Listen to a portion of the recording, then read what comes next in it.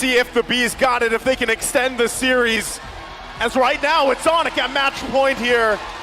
And a decisive game two that we saw them. They're going in with a very risky, interesting, flashy team composition for game three to possibly close out the series and get closer to the golden road as we jump into the land of Dawn for game number three. All right, so let's be realistic here, right? We take a look at ONIC's composition. Definitely aggressive, a huge level 4 spike for almost every member of their team. Now onto the side of APBREN, they do have a lot, and I mean a lot of late game potential. Definitely a huge win condition for the side of APBREN. APBREN needs to try to slow them down. Watch out for the level 4 spike. Watch out for the mid-game spike overall. Few needs to stay as far back as possible. He can't get caught off by Sans. He can't get caught off by Keyboy. As long as Few can do that, it's definitely a possibility. The Tyrant's Revenge on the Keyboy, forcing a flicker out. Calteezy jumping in with the damage. Kyrie doing the same thing. Turned around, first blood, picked up by APBREN, but Kyrie, the god in the jungle, takes a double kill. Very quick. 2-1, already Naisu. Already, you can feel it, right? Sans feeling pretty good about it. But again, how does that help? The last time we saw Gushin, in the last tournament we saw Gushin, it was another San. It was Sanji on the Gushin. It's poetic that now it's Sans. Very poetic. Yeah, must be something about the first three letters there. The Sans. Kyrie though. Oh, he gets out. Beautiful dash away from the bouncing ball. All right, so it's 2-1. Definitely still anybody's game. We're just getting started, but you can already feel the pressure, and so far the past 3 games have been full of this, but up on the top side. CW gets a good hit, Super Marco taken low, and now someone's crawling down. The assassin from the mid lane. Super Marco has the Purify. Sans not able to find the angle, jumps in and gives CW the pressure he needs to shove the wave, and Sans is chasing Super Marco down. He's making him walk all the way under the tier 2. Are they going to be able to deny Super Marco both of those gold cannons? Yes. Because if so, that is going to be huge. Here comes Few to try to help out. Try to get Super Marco in range just to get something there. Sans picks up one. He takes Few down. Now Kyrie against Baptiste with the help of Boots. Keyboy as well. Boots finds the penalties onto the back. It's a killing spree for Kyrie. Dodges away. He buys the turtle. ONIC are massacring APBREN in the first 2 minutes. This is a lineup that I would like to just describe as finesse. That's what these heroes do, and that's how it's being executed right now by ONIC. And not many teams around the world could pull off a composition like this, and they're hitting this level 4 spike so well right now. APBREN at this point needs to just be careful, maybe even not try to force the next turtle, maybe even try to just run away from any fights at this point, because they're gonna need a little bit of time. They gotta go help out Super Marco. Someone's gotta get up there, because if he keeps getting starved out, if he's a level or 2 behind CW, it is gonna be bad when we get to the 6, 7, 8 minute mark. Okay, let's reel it in once again here. APBREN, they are down by 2.2 thousand gold at this point in the game.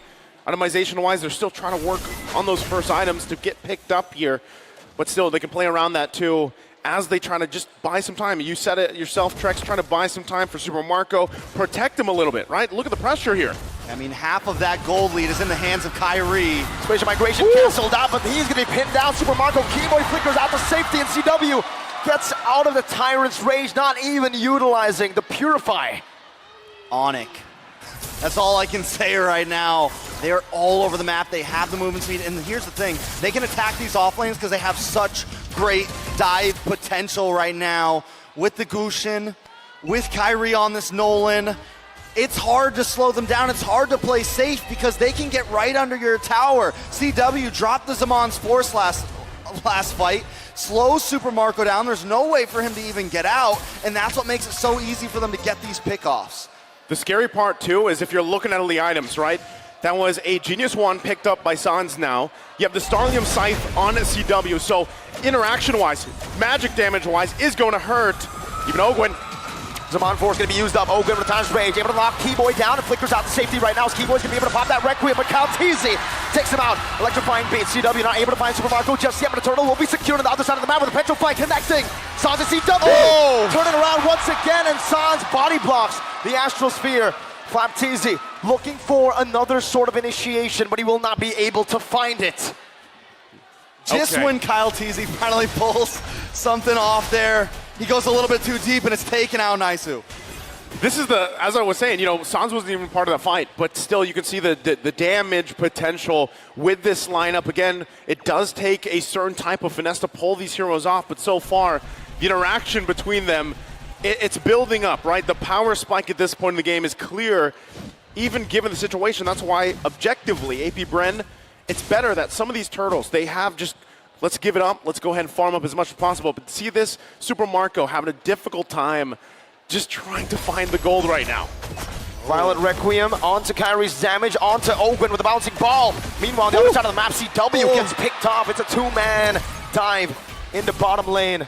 APBREN showing signs of life. I love how in some of those last two fights we saw, ONIC isn't even worried about the bouncy ball. They're literally dashing right in it just to chase him down, dropping the Zaman's force. At this point, ONIC, 3K gold lead, 6 minutes in. It's definitely a slightly slower pace than the snowball that they had last game, but they are just getting started. Hopefully in a minute or two, APBREN may be able to hit some sort of spike.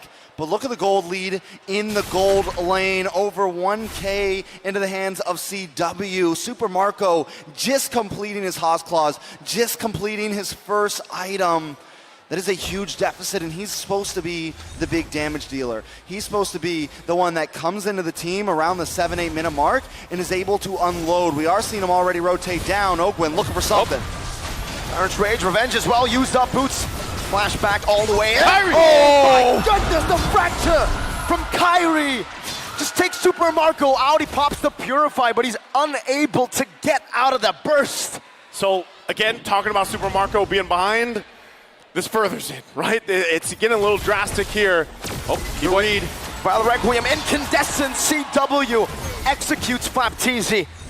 And ONIC now are pushing their goal lead even further in this game. 3 turtles to nothing. Okay, back to it objectively. 3 now in favor of ONIC. Gold lead building up here. You have to start to ask yourself, where is APBREN going to be able to find the comeback for this, right? Given the lineup that they have, the Joy, who has slipped through the cracks for the most part, but really hasn't been able to utilize. M-Series Facts, by the way, total kills ranking. Kyrie has surpassed Carl Teasy's total kills in the M-Series. The Sky King is now ranked 4th with 201 kills. And you don't see that very often for a jungler anymore. He's been in 3 M-Series, right? Yeah, ONIC PH M3, ONIC with M4 and M5. He's come a long way, and right now, he is minutes. If they can win this game, he's minutes away from a grand final standing. ONIC is hungry for this, and it shows in their gameplay. Now, look at the gold earned. Kyrie and CW just leading the pack right now. Few, Flapteezy, Super Marco sitting below almost everybody on the side of ONIC. Taking a look at the items here. Once again, the biggest drastic thing that has to change here for APBREN is allowing Super Marco to get where he needs to be. A lot of times teams pick up the Bruno because usually you have the 2 items, you have the Haas Claws, you have the Berserker's Fury early on, and you're able to build up, scale up really quickly. But this time, ONIC's had the answer for that, right? They've really slowed him down.